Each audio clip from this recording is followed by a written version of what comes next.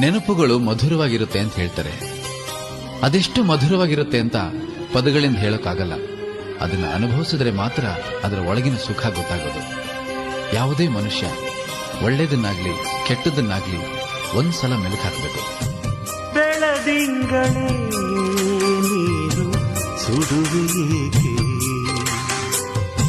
ಬಿರುಗಾಳಿಯೇ ನನ್ನ ಕರೆವೆಯೇಕೆ,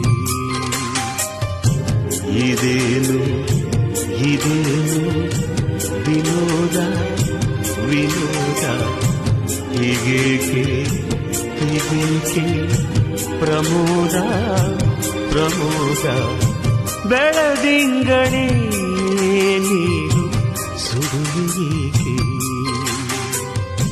ಬಿರುಗಾಳಿಯೇ ನನ್ನ ಕರೆವೆಯೇಕೆ.